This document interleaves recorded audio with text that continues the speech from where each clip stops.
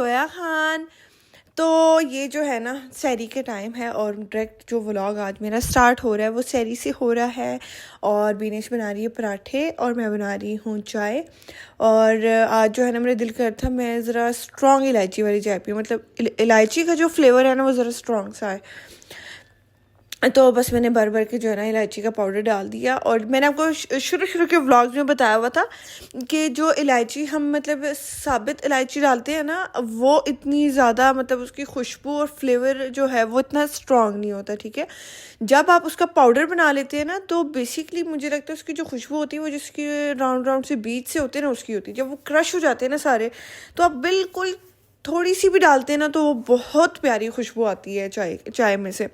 तो मैं तो इलायची पाउडर ज़रूर डालती हूँ। और दूसरी बात ये भी है कि मैं ना क्योंकि आजकल हमारे घर पे खुला दूध आ रहा है क्योंकि मुझे बलाई चाहिए, तो मैंने खुला दूध लगवा लिया। तो मुझे खुले दूध की स्मेल जो है ना वो बहुत बुरी लगती है, जिसके लिए उसको उस स्मेल को ख़त्म करने के लिए फिर जो है ना मैं इलायची पाउडर डालती हूँ और बहुत ही मज़े की चाय बनती है। मैंने अपने आप को बहुत मुश्किल से शिफ्ट किया है डब्बे वाले दूध से खुले दूध पे। मैंने चाय पीनी होती है वैसे मुझे जो है ना वो अच्छा यहाँ तो मैं पैकेट खोल रही हूँ। अच्छा हाँ, वो दूध में से प्याज़ों की स्मेल आ रही थी तो यहाँ पे मैंने डब्बे वाले दूध की बना रही हूँ चाय।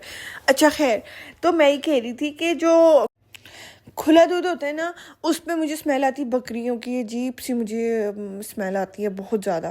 तो बस मैंने बड़े मुश्किल से ख़ुद को शिफ्ट किया। अच्छा हाँ, मेरा जो मतलब मुझे अब पता चला है कि मुझे ना दूध से बेसिकली एलर्जी है या पता नहीं क्या है।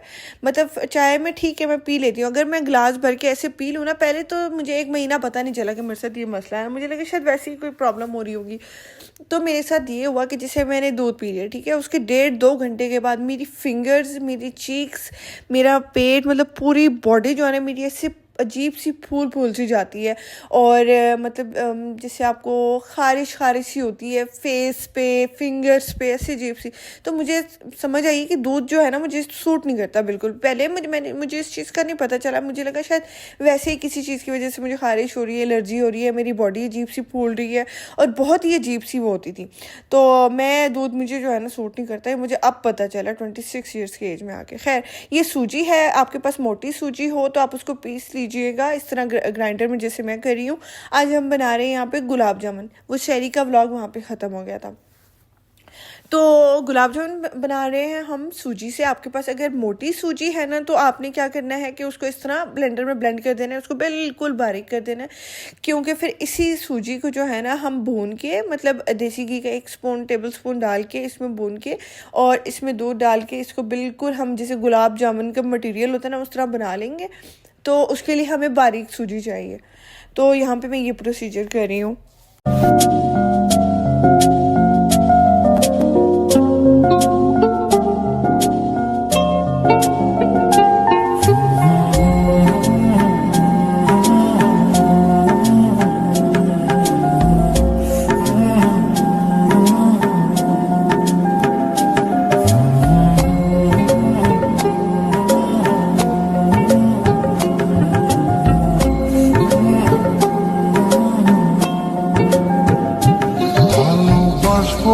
বাসবো রে বন্ধু তোমায় যতনে, আমার মনের ঘরে চাঁদের আলো জুইয়া জুইয়া পরে, পুষে রাখবো রে বন্ধু তোমায়। तो बस सूजी जो है ना मेरी वो ब्लेंड हो गई थी और बस मैं अपनी जगह पे रख दूँगी सारी चीज़ों को। और वहाँ पे मैंने फ्राइंग पैन ऑलरेडी आग के ऊपर रखा हुआ था, ठीक है, वो गर्म हो रहा था। फिर उसमें हमने 1 टेबल स्पून बस डाल दिया देसी घी। और आपके पास कोई नॉर्मल घी है तो आप वो भी डाल सकते हैं देसी घी डाल के। तो आपने साथ ही जो है ना सूजी डाल के इस तरह पहले उसको अच्छी तरह से भून लेना है। अच्छा, मुझसे ना वो क्लिप मिस हो गया दूध डालने वाला, लेकिन मैंने 1 कप जो है वो दूध डाला था।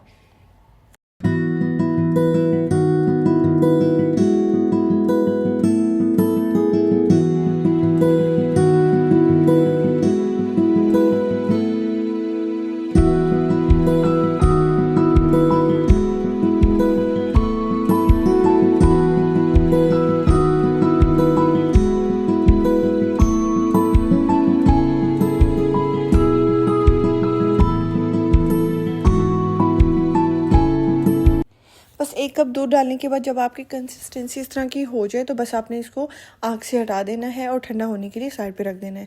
ठीक है, जब तक वो ठंडा हो रहा है तो फिर यहाँ पे आपने 2 कप पानी लेना है और इसमें आपने डाल देनी है चीनी 1 कप और 3-4 खुली इलायचियाँ डाल देनी है। ठीक है, और बस इसको आपने पकाते रहना जब तक ये सही शीरा ना बन जाए।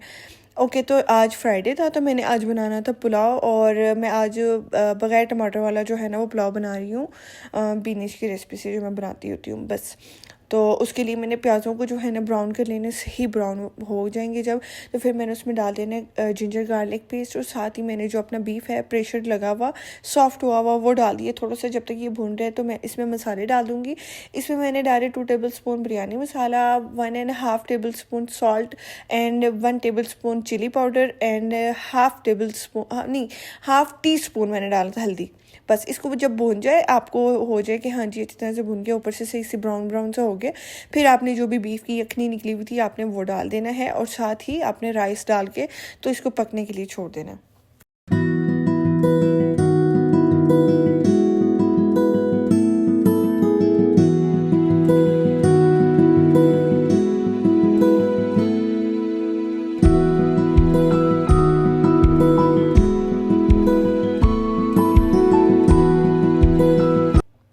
ओके, यहाँ पे जो हमारा गुलाब जामुनों का मटेरियल था ना वो हमारा ठंडा हो गया था, तो ये बहुत ही अच्छी तरीके से जो है ना आप जिस भी शेप में उसको करना चाहेंगे वो हो जाएगा। ठीक है, तो बस अपने गुलाब जामुनों की जो है ना वो शेप दे देनी है, और कोशिश कीजिएगा कि मतलब नॉर्मल रखिएगा। बहुत छोटे अगर आप गुलाब जामुन बनाएंगे ना तो वो फिर ये होता है उसका कि वो खुल जाते हैं या कुछ हो जाता है। एक नॉर्मल जैसे बेकरीज पे हमें या किसी भी मिठाई की शॉप से जितनी शेप गुलाब जामुनों की मिलती है ना, आपने वही शेप बना देनी है इसकी। ठीक है,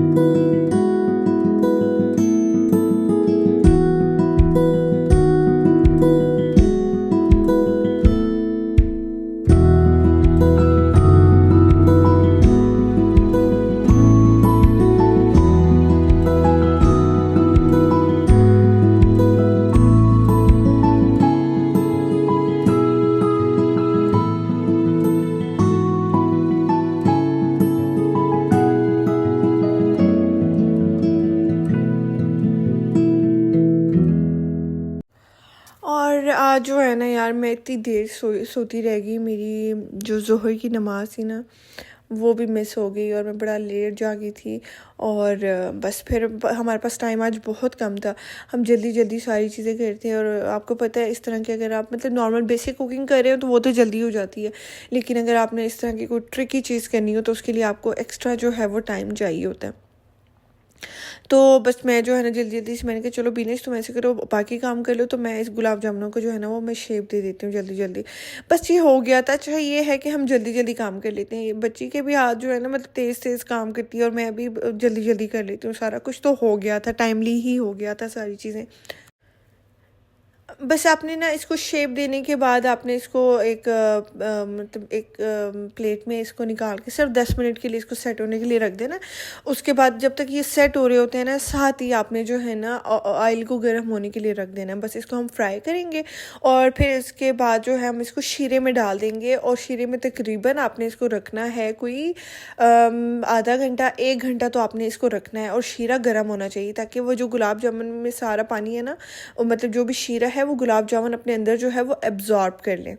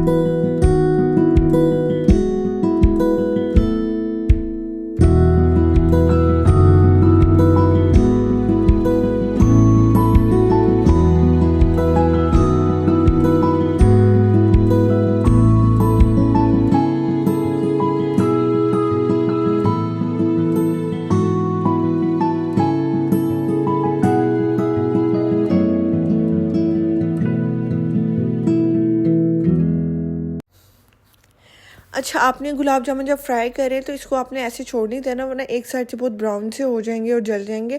आपने इसको घुमाते ही रहना है ताकि ये सारी साइडों से जो है ना वो प्यारे से गोल्डन ब्राउन से हो जाए। बस ये प्रोसीजर करने के बाद आपने इसको गरम गरम गुलाब जामुन को आपने गरम गरम ही शीरे में डाल देना। अगर शीरा आपका ठंडा हो गया तो फिर वो ये है कि गुलाब जामुन अपने अंदर शीरा जो है वो एब्जॉर्ब नहीं करेंगे और फिर वो ऊपर ऊपर से मीठा होगा, अंदर से बिल्कुल फीका होगा। तो इस चीज़ का आपने ख्याल रखना है कि दोनों चीज़ें ही जो है ना वो गर्म होनी चाहिए। तो बस यहाँ पे जो है हमने बस आज हमारा मेन्यू यही था। हमने गुलाब जामुन बनाए और हमने बनाया था बीफ पुलाव। बस ये आज का हमारा मेन्यू है और उम्मीद करती हूँ आपको आज का मेरा व्लॉग बहुत अच्छा लगा होगा। अब मैं मिलूँगी इंशाल्लाह मंडे आपको एक ब्रांड न्यू व्लॉग के साथ। 2 दिन मेरी छुट्टी। और प्लीज़ मेरे चैनल को लाइक शेयर और सब्सक्राइब कर दीजिएगा और मुझे कमेंट करके बताइएगा कि आपको मेरी आज वाली रेसिपी कैसी लगी।